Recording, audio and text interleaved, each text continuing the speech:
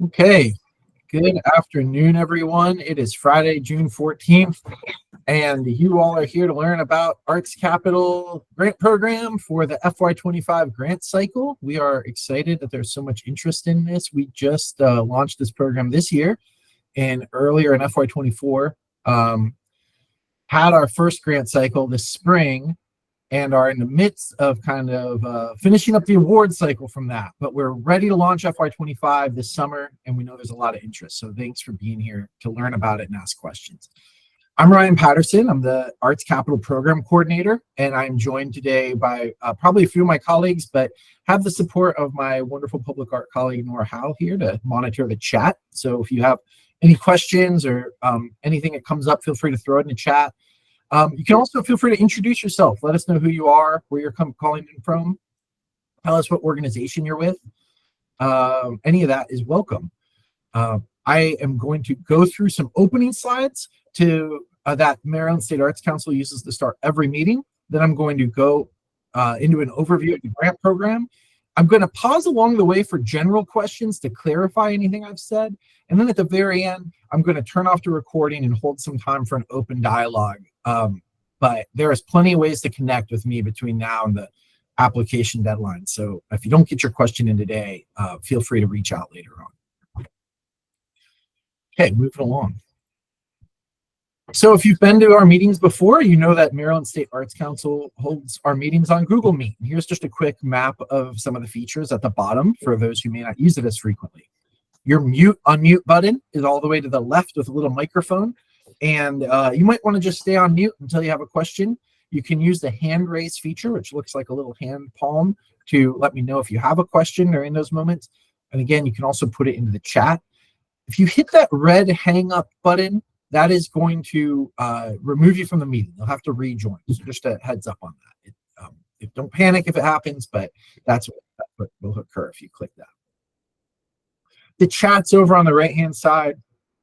We won't be using the other.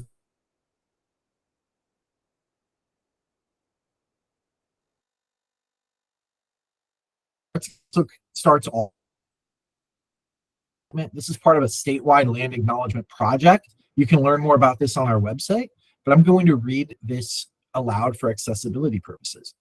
We acknowledge the lands and waters now known as Maryland are home of its first peoples, the Akahonik Indian tribe, the Assateague Peoples tribe, the Cedarville Band of Piscataway Indians, the Chaptico Band of Indians, the Lenape tribe, Nanticoke tribe, Nassau-Wawash Band of Indians, Piscataway Conoy tribe, Piscataway Indian Nation, Pocomoke Indian Nation, Susquehannock Indians, Yagagani River Band of Shawnee, and tribes in the Chesapeake watershed who have seemingly vanished since the coming of colonialism.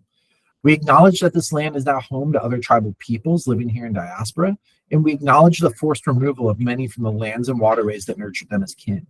We acknowledge the degradation that continues to be wrought on the land and waters in pursuit of resources. And we acknowledge the right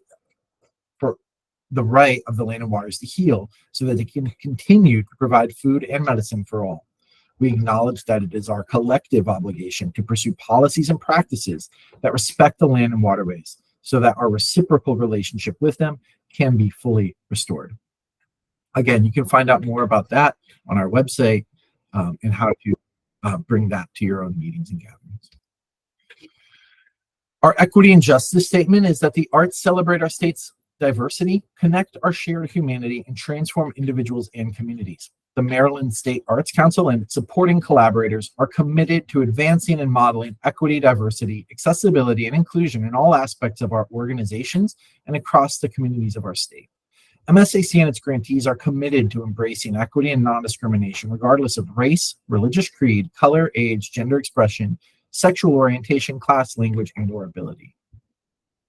And our vision is that the Maryland State Arts Council plays an essential role in ensuring every person has access to the transformative power of the arts. And our mission is that the Maryland State Arts Council advances the arts in our state by providing leadership, champions creative expression, diverse programming, equitable access, lifelong learning, and the arts as a celebrated contributor to the quality of life for all the people of Maryland. Our existing strategic plan goals are as follows. I'll note we're in the midst of going through another strategic planning process that will update these relatively soon. But for now, this is what we're working under. We work to increase participation, broaden intentional support, build capacity, leverage connections, and bolster Maryland arts. And in the spirit of collaboration, we are going to ask you to just unmute and popcorn around and read these out loud, so it's not all me talking. If someone would kick us off, just begin with reading the bolded word and the rest of that sentence, and then somebody else can unmute. Celebrate being in the space with other creative people. Engage with everyone's presence as a gift. Acknowledge that together we know a lot. Enter the conversation with curiosity and inquiry. Share your idea and trust that it will be heard. That it will be heard. Use I statements. Focus your language on the task at hand. Hold one another accountable with care.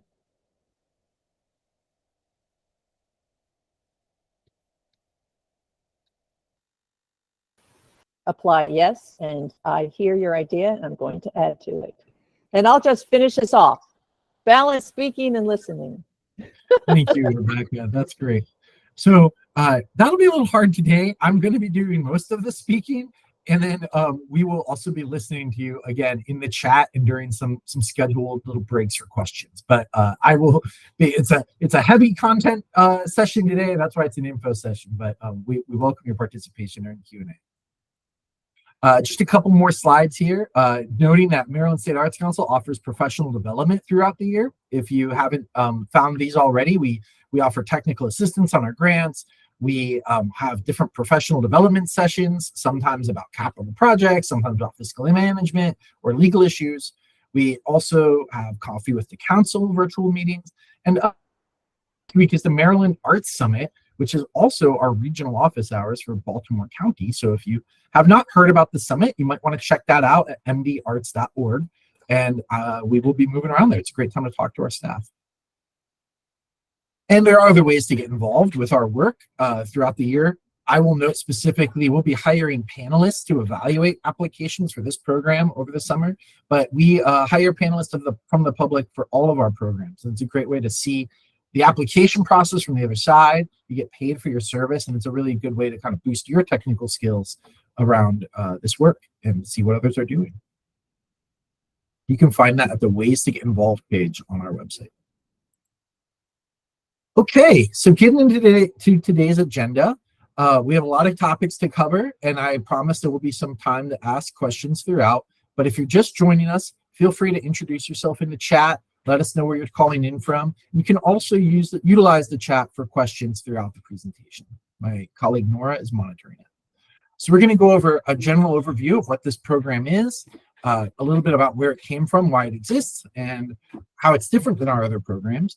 We're going to go over eligible use of funds, eligibility of organizations, some of the notes about the application process, and a timeline for this year for this cycle's grant. Then a couple of notes about next steps, nothing too major, but then we'll jump into Q&A. So what is the Arts Capital Grant? The purpose of this grant is to provide eligible organizations with direct access to state funding for projects that produce or improve a complete and usable, accessible arts facility. So that is a key component that the outcome of these projects needs to create a usable arts facility. We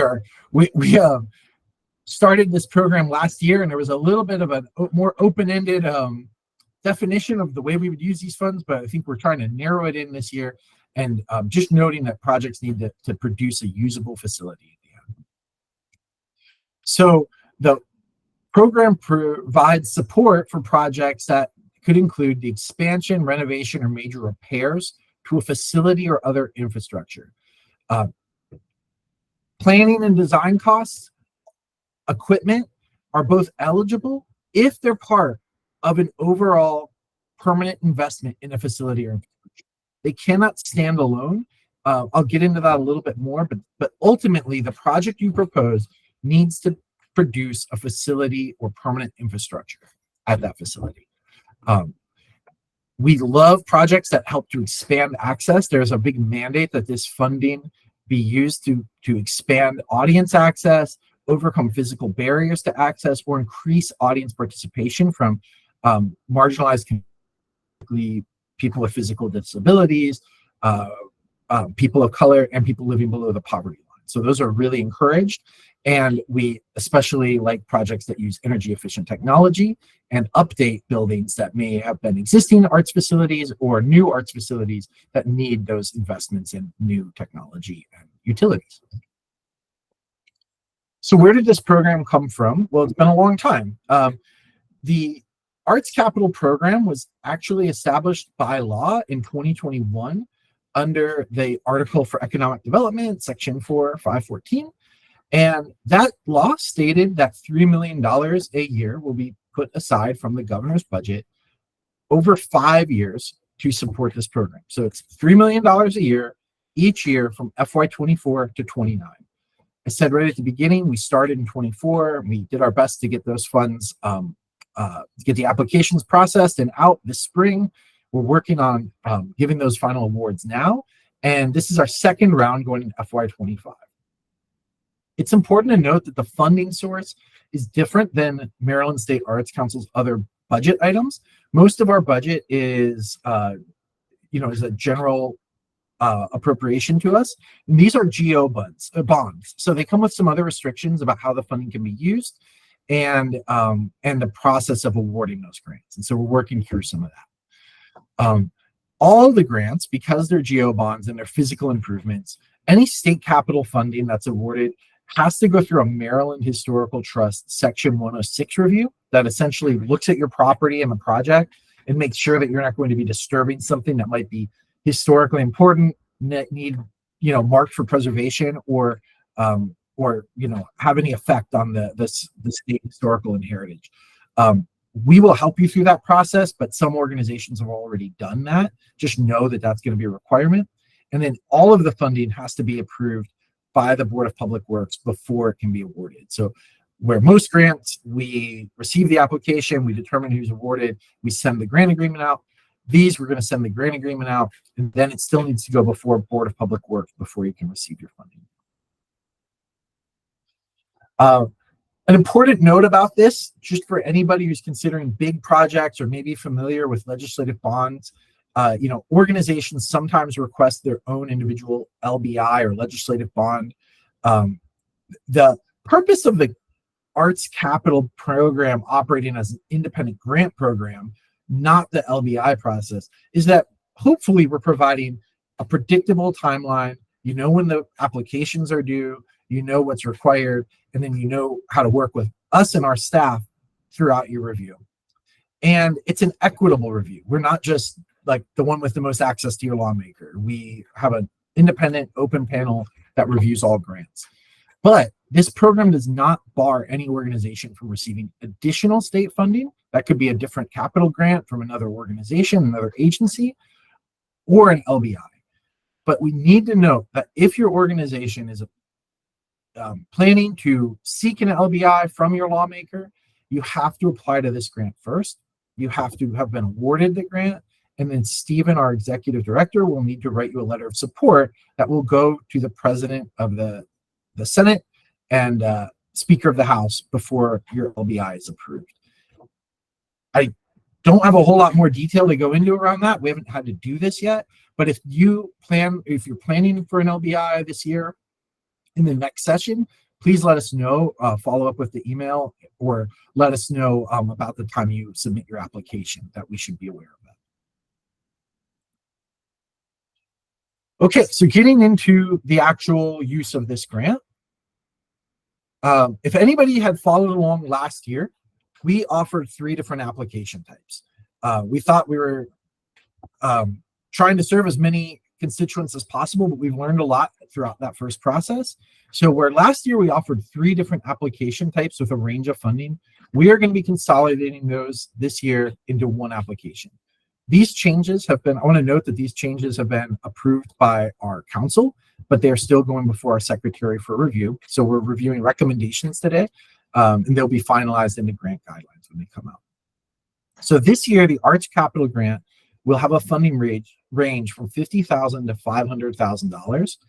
Again, they must support eligible improvements to facilities or infrastructure, but no funding match will be required. Other state grants do require funding matches. This one does not, and we're happy to be able to provide it without a match as long as we're able. We hope that this can be seed funding for a lot of projects so you can find the other funds that you might need.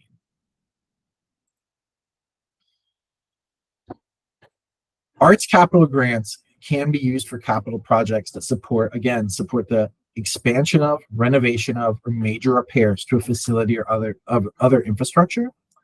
All projects must have useful life expectancy of at least 15 years. That's what the state considers permanent for bond funding. It has to have a 15-year lifespan, and they may only be used for new projects or a new phase of work. If you're already working on something, we cannot reimburse work that's occurred or contracts that have been funded. 15% of the grant may be used for operating expenses, but those should be operating expenses somewhat related to this project. If there's maybe a staff person who's helping to be a project manager, it can be applied towards that. It's important to note that if you do not own your property, we are making this grant available to organizations that lease, but you must have a minimum of 5 years remaining on that lease. And that lease needs to be included with your application. I would say it's safe to date that if you are amending your lease or changing anything to meet this requirement, I would date it from December 2024, because that is when we will be awarding the funds. So you want to have 5 years from the point that they're being approved by BPW and being awarded. Arts capital grant funds may not be used for purchasing of a building, purchasing of land, or a vehicle. We cannot support any vehicle expenses. It has to be permanent infrastructure to a fixed facility or building.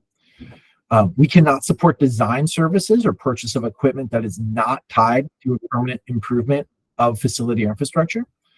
We cannot support feasibility studies or master plans. We can support planning work that, again, is associated directly with that capital improvement. We can't support non-capital expenses. The funds can't be used for debt service, employee salaries that's not related to the capital project, or lobbying activities. Any questions around those? I saw a hand go up, just general questions. I saw on Mount Forest first and then Carla, I think. Yeah, hi, thanks, Ryan. It's Jim. I just wanted to double check on the eligibility. You talk about updating and upgrading new facility, existing facilities. What about new facilities? Can we use this grant for new facilities as well? I see you took out design, but for Yes. actual construction of a new facility? Yes. Okay. But if that doesn't happen within the next year, it's still in that design process, do you have to wait another year to apply? You will have up to 2 years to expend these funds. So the reporting deadline is December 2026. Thank you very much. Appreciate it. Yep. Carla and then Anna or Anna. Hey, Brian. I just wanted clarification on bullet number 2.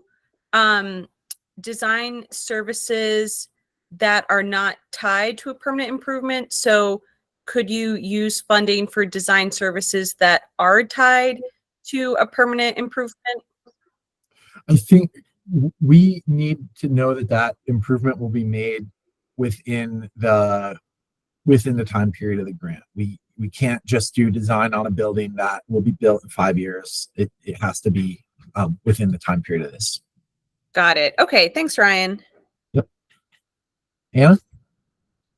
So Ryan, my question is quite kind of similar to the previous one of Carla's. I see the use of funds cannot be the funds cannot be used for master plan.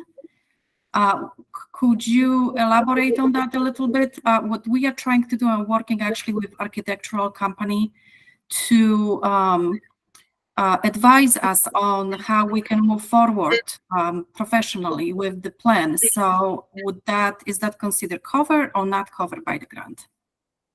I mean, obviously we will have to pay for the services that the company will offering to us. Yeah, I think this is in the spirit. I guess the way to answer that is this: it's in the spirit of the grant should help produce a complete or usable facility, and that is within the time period of the grant as much as possible. So, if it's the state tends to not award capital funding for early master planning or like feasibility studies to figure out maybe where the building will be placed on the lot, or if an area can accommodate something. That needs to happen before you apply for state capital funds. Does that help clarify? Yes, I'm talking about the existing facility. Yeah, still, if it's called a master plan or a master planning process, we can't do that. If you've decided like the master plan phase is done and you're getting into the layout, maybe we can fund that part. Okay, thank you. Yeah, and then I'm going to take the Black Art Today Foundation's question and then move along. We'll have more time for questions at the end. But go ahead. Good afternoon. Just a point of clarification. So you can't purchase a building, but can it be used to build a facility? Yes. Okay. Thank you. Within that 2-year period. Yep. Okay. Okay, I'm going to keep going, and again, more time for Q&A. So eligibility, these funds, and a lot of this is set in the law of this program that I mentioned at the beginning, but these funds can only be accessed by nonprofit organizations registered in the state of Maryland with an independent IRS determination of 501c3 status. We cannot fund fiscally sponsored organizations through this grant, and those organizations must have an operating budget of less than $3 million annually. We know there's a lot of wonderful arts facilities with higher budgets, but this funding has been set aside specifically for those orgs with budgets below $3 million. We also note that organizations should either currently participate in our Grants for Organizations program, our County Arts Development program, or generally be open to the public and provide arts-based cultural education or experiences. That's something we review closely in the eligibility. We really want to make sure that this funding is going to people providing organizations providing arts-based cultural education and programs or experiences. There's a lot of need out there, but this money was set aside for the arts. Ineligible organizations include units of government. A town, city, county cannot apply directly for these funds, but I will note if your organization is eligible and leases its property from a government, from your local government, that is eligible, but the government cannot apply for the funds directly. Colleges and universities and schools tend to have their own process for facilities, upkeep, management, and capital improvement programs. So we don't want to blur the lines of those funding streams or processes. So colleges, universities, and schools are ineligible, as well as auxiliary nonprofits, which is kind of a big catch-all term. But essentially, if a school is not eligible, the PTO of that school or the foundation that supports the activities of that school cannot be a backdoor to apply rather than the school. We look closely at the mission and the work of those orgs. If it appears that org is too closely tied to an ineligible organization, we will either reach out to you for clarification, or if it seems fairly clear, it may just be considered ineligible.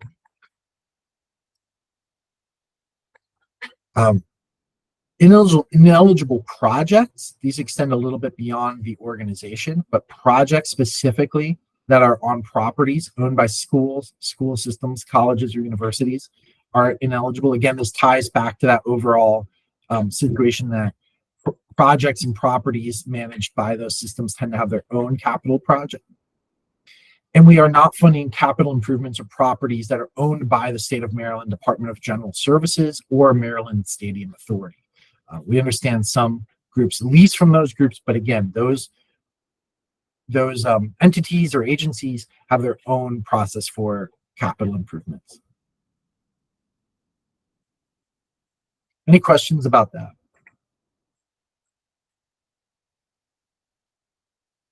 Okay. Move on. So the application will require the following, and I'm going to go into a little more detail on each of these, but we're trying this year to simplify the application. Last year was a lot longer. We're trying to consolidate this all a bit, make less information for you to provide, and make sure that the information you do provide is really focused on the points that our panelists will be scoring on and the information we need to send on to Board of Public Works if you are awarded. So we're going to start with a mission vision statement and a summary of your proposed project, a description of the current challenges faced by your organization, a full project plan and budget, a description of how the project will have positive local impact and expand access to your arts-based cultural education and experiences, a description of your inclusionary hiring practices, and then a slew of required attachments that are fairly standard for most of our grants. I'm going to go into a little bit more detail. So the mission and vision statement, that essentially provides our staff and the panel with an understanding of what your mission-driven organization is about, who you're serving, and what your goals are. You can elaborate in there a little bit, but there'll be a word limit. But that's our kind of core setup, who you are. And then a summary of the proposed project. This is new this year, but it's really a way to give us a quick snapshot of what you're asking for. And it can also be used when we're sharing this information with other state agencies or even in a public announcement, just like one paragraph, brief paragraph of what you're asking for funding for, the positive impact it's going to have, and the community or audience that will be served by it. Description of challenges should summarize the difficulties that your organization is facing and why you're pursuing this capital project. Examples could include, but they could be more than this. You're trying to overcome challenges around physical accessibility in an older building or a building that's not currently accessible.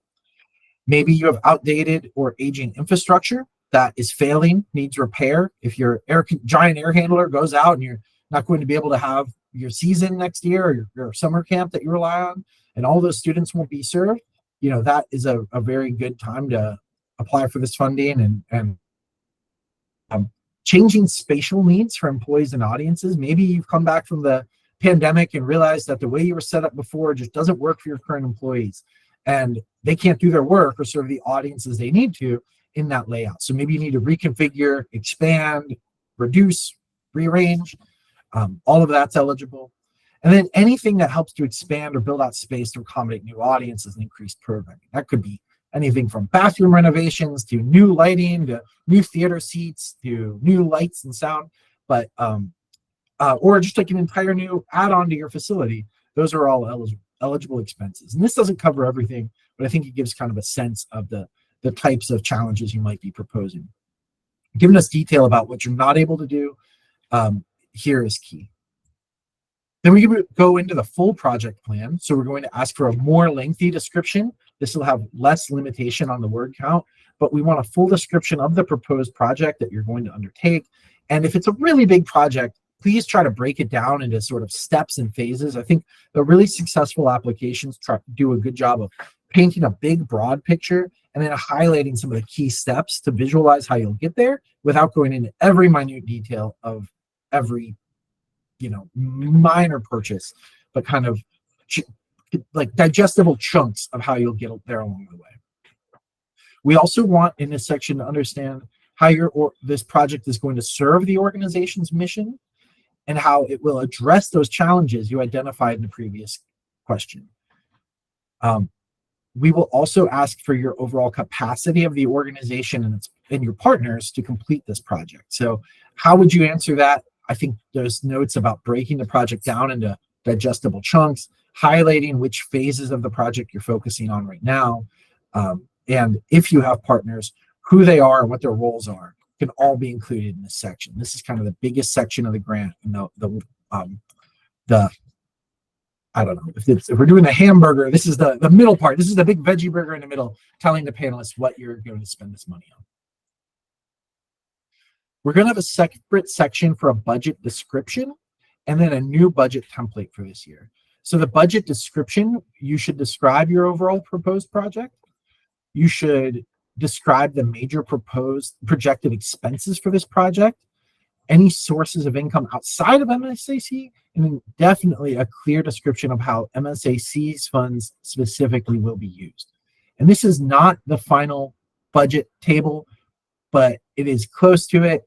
This is what we are required to provide to BPW. And so we want to model this year's budget table to look more like that table.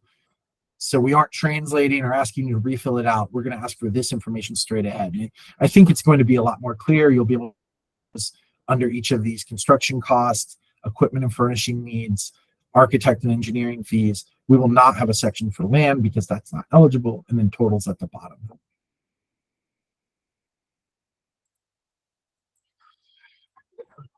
In the section where we ask for you to describe the positive local impact and expanded access, what are we asking for? We're going to ask you to describe the neighborhood or area where your project is located. So if I think there's a lot of ways to do that. If you're in a denser area, you might be describing the immediate geographic neighborhood and people served by your organization. If you're a regional destination, maybe you're describing the demographics of your core audience. There's different ways, but it's going to correlate with your scale and how big you are and what you do. Who is served by the project? Same thing. Is it a regional service? Is it local? Are you serving after school to the kids in your zip code, or are you serving half the county? But we need to know that and talk about how this project will enhance the county and the community. Again, the community defined by you at your scale that surrounds your project. These will be these questions are part of the evaluation rubric and required. So we have to score on how this project will serve to enhance the county and community surrounding the project. And so these questions help to build that picture. Then we're going to describe how your project will expand access and make the outcome of the project accessible and available for use by people with disabilities, people of color, and by people living below the federal poverty level. This again is going to be very specific to your project, but it's a required question. So finding ways to describe that, I think some will be very obvious. If you're addressing something like physical access very clearly, that would be very obvious. Other solutions, or maybe more specific to a project, if you have questions around that, feel free to reach out and we can talk about what your project is, what your goals are, and maybe ways to frame this in alignment with the rubric. We're also asking what your inclusionary hiring practices are, and I'm going to note that this is for your organization, not necessarily the project. I think the intent here in the law that established this is to sort of avoid some of the complex bureaucratic requirements around open bidding of every contract and fulfilling a lot of local labor requirements. Some of those are accessible to this, or are applicable to this program. But this question, I think, helps to talk about how your organization may already be contributing to this and fulfill some of that work. Again, if you have questions around this, we can talk one-on-one about it.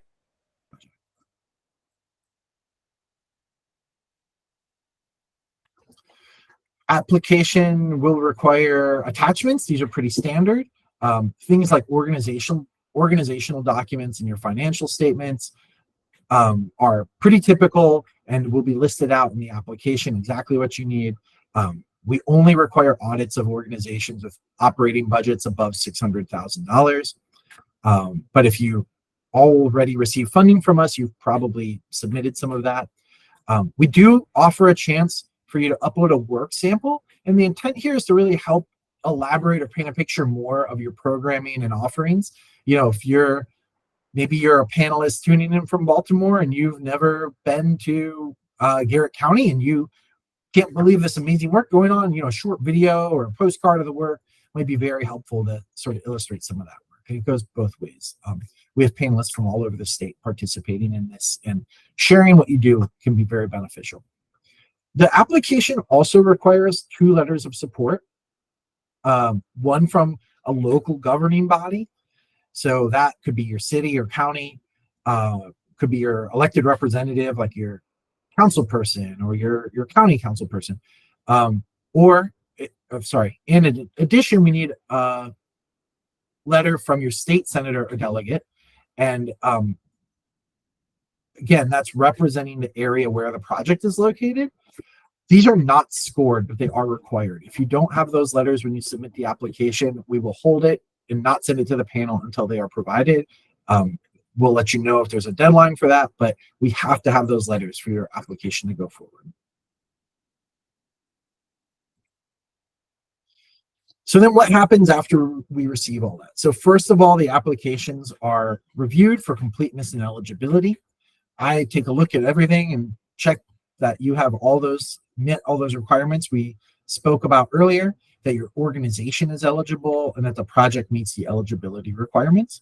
If anything is incomplete or we need additional information or something's not clear, we will do our best to reach out to you and give you a timeline to provide revisions or updates, and that timeline must be met for the application advance. From there, it goes to a panel review. So as I mentioned earlier, we hire panelists from across the state. They represent a range of expertise in geographic areas. Those panelists have 2 opportunities to review the grants. In round 1, they review all the grants independently. They keep notes. They apply scores along the selection criteria. The highest scoring grants proceed to round 2, and the panel then convenes as a group all together in a virtual meeting to review all of the applications, and they have a chance to rescore and adjust scores as necessary. I'll note, for a sense of the competitiveness of this, last year we received about 81 grants. About 57 grants went to round 1, and 20 grants went to round 2. 14 were ultimately awarded funding. So after the panel finishes their scoring, those scores are sorted and averaged, and those are used we use those scores to determine who will be awarded funding. We consider everything and make sure, once again, that everything is eligible and complete. And we will do our best to award full grant requests as much as possible. But if we notice that something, we kind of reserve the right to do a partial amount, not because we want to just fund somebody at 50%, but more in terms of if there's a line item that appears to be ineligible, we want to have the right to be able to strike that and still award you funding if the application scored really well. But if there's something we can't award, we don't want to throw the whole application out if we find out later down the line. But we strive to do full grant awards. And a quick overview of this year's timeline. So again, I apologize that not every element is ready to go today, but we wanted to provide this info session today to get everyone started and give you a sense of what was needed, what kind of questions would be on this year's application, and be able to start having one-on-one meetings with you. So today was the info session. I'm noting that next week is that Maryland Arts Summit I mentioned, and I will be there walking around for most of the summit. So, feel free to grab me, pull me aside and ask any questions. We can take 5 minutes to meet. There's a way to sign up for MSAC office hours with any of our staff, but you could also just find me walking around and we can have a chat. By July 1st, we expect the guidelines to be available on the website. And I just saw a question come up if the scoring rubric will be evident. Yes, the scoring rubric will be published as part of the guidelines. The exact questions the panel scores on and what qualify, the kind of rubric of answers will be included. The application will not be available in Smart Simple until July 22nd. And then the deadline for applications for FY25 is August 23rd. We know that's a busy month. A lot of people are on vacation, but the whole point here of opening this summer is to try to get you notifications by fall so that if you are pursuing an LBI or going into the next fiscal year or next calendar year, you will be able to know this, that you've been at least allocated this funding in October.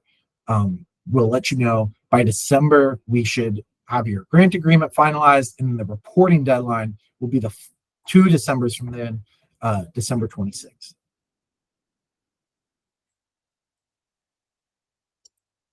So tips and next steps.